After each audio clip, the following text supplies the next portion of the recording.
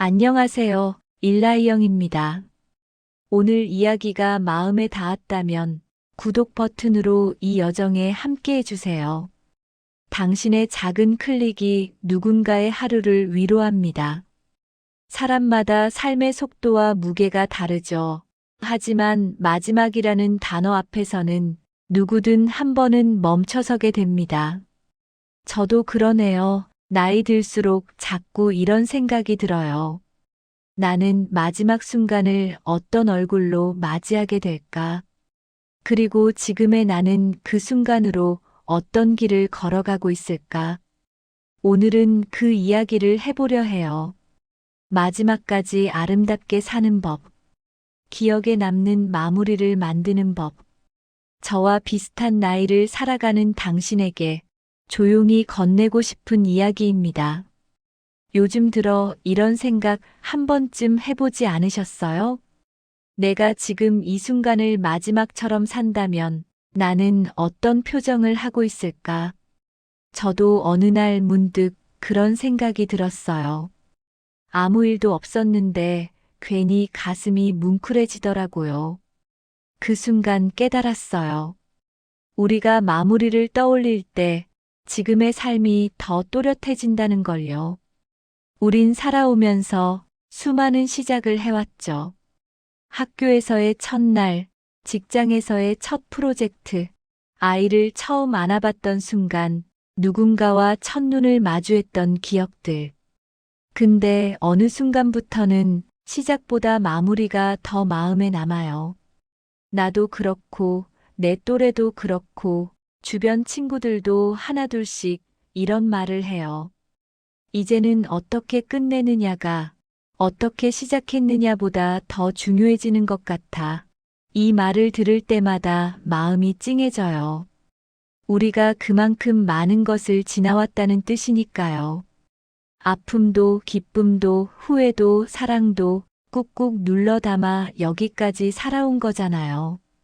예전에 읽은 법정 스님의 글 중에서 제가 오래 기억하는 문장이 있어요. 정확한 문장은 아니지만 이런 뜻이었어요.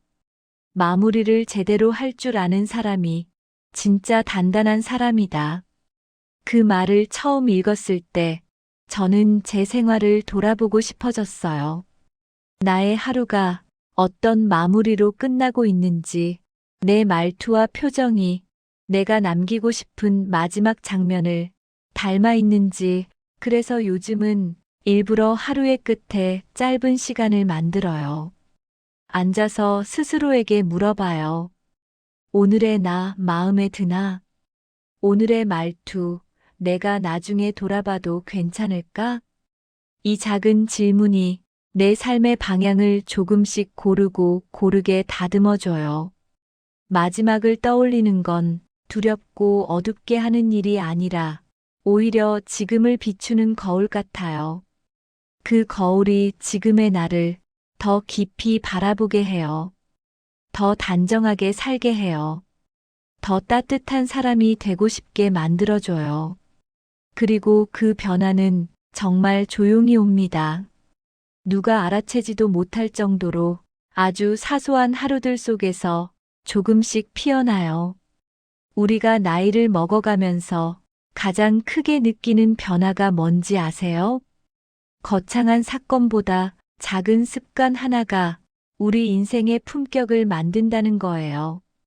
예전에는 성공, 실패, 기회, 실현 같은 큰 단어들이 우리 삶을 바꾼다고 생각했어요. 근데 어느 순간 깨달아요. 진짜 나를 만드는 건 매일 반복되는 작은 태도들이라는 걸요. 저는 요즘 하루를 마칠 때마다 스스로에게 물어요. 오늘 나는 조금 더 따뜻했나?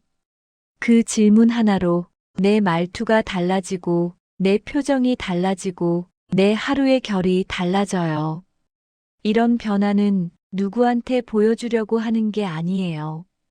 그냥 나 자신이 내 삶의 마지막 장면을 후회 없이 맞이하고 싶은 마음 때문이에요. 어떤 심리학자가 이런 말을 했어요.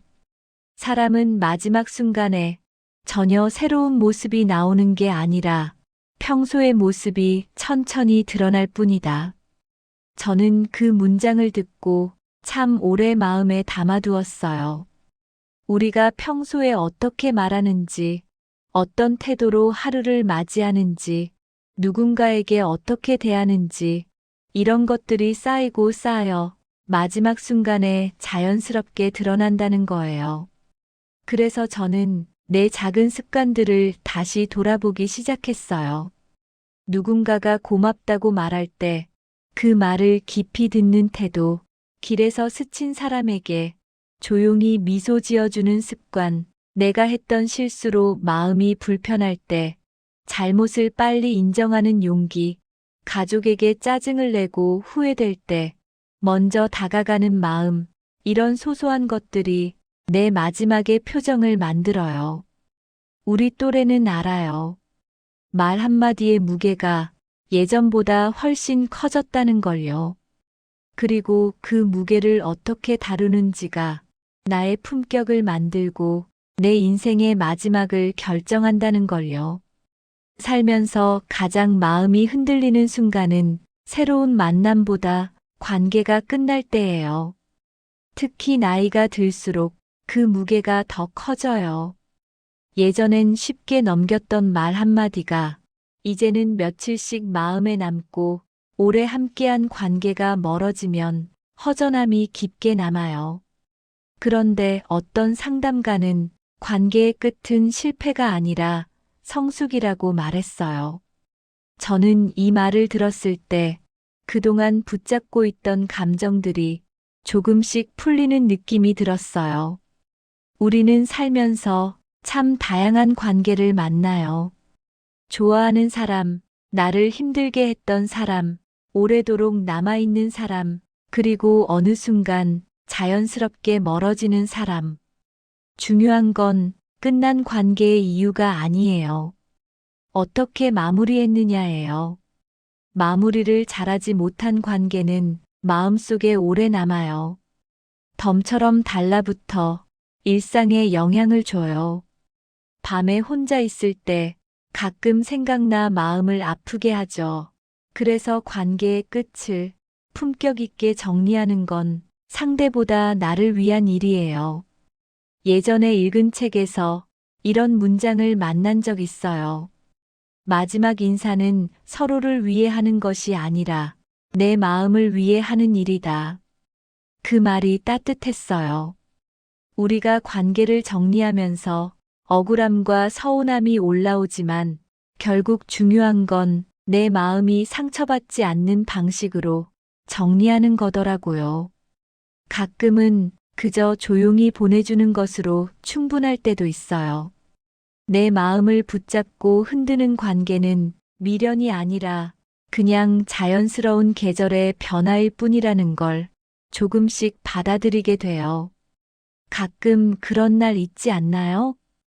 혼자 멍하니 앉아 있는데 마음 한구석이 무겁게 눌리는 날, 별일도 없는데 오래 묵은 감정들이 갑자기 튀어나오는 날. 저도 그래요. 나이를 먹어가면서 이런 순간이 더 자주 찾아와요. 그때마다 저는 생각해요. 아, 아직 비워내지 못한 마음이 있구나. 아직 용서하지 못한 감정이 있구나. 어떤 노신부님이 이런 말을 했어요.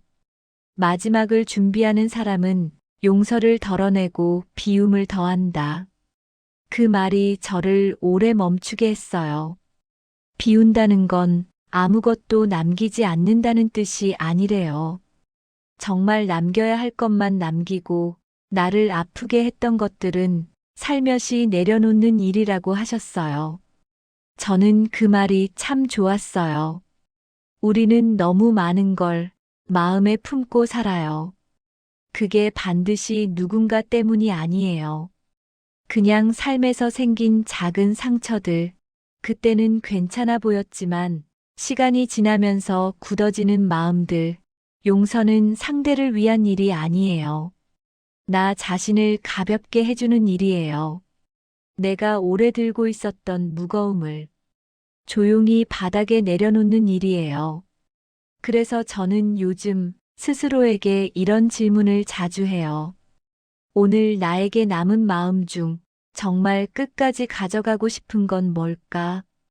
이 질문을 던지면 불필요한 감정이 제 발로 나가버리는 것 같아요. 마지막을 생각한다는 건 결국 내 마음을 단정하게 정리하는 일이에요. 가볍고 단정한 마음만 남기는 것. 그게 진짜 아름다운 삶의 준비더라고요.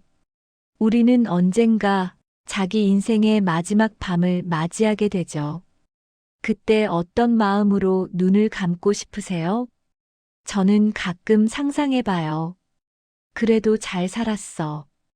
이렇게 말하며 미소 지을 수 있는 마지막이면 좋겠다고요. 근데 이런 마음은 저절로 만들어지지 않아요.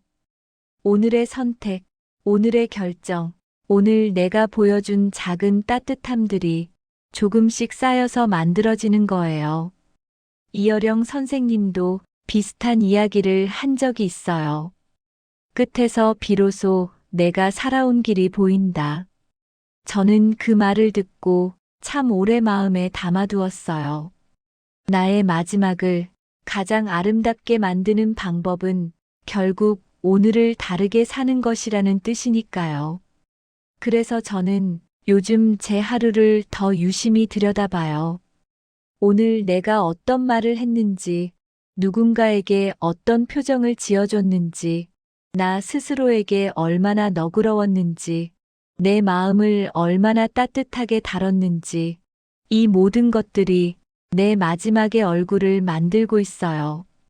그리고 저는 그 마지막이 서두르지 않고 누군가에게 기대지 않고 조용히 미소 지을 수 있는 그런 평온한 장면이면 좋겠어요. 그 장면을 위해 오늘을 더 사랑하려고 해요. 오늘을 덜 아프게 살려고 해요. 오늘을 조금 더 단정하게 살려고 해요. 오늘이 모여 마지막이 되니까요. 오늘 이야기가 당신의 마음에 작은 숨 같은 위로로 닿았다면 그걸로 충분합니다. 혹시 오늘 주제와 닿아 있는 당신의 경험이나 오래 간직한 문장들이 있다면 댓글로 편하게 남겨주세요. 다음 이야기에서 당신의 마음을 참고해 또 다른 위로를 만들고 싶습니다. 그리고 오늘 가볍게 소개한 법정 스님과 이어령 선생님의 글도 당신의 삶에 필요한 순간 살며시 떠오를 거예요. 고맙습니다. 다음 이야기에서 또 만나요.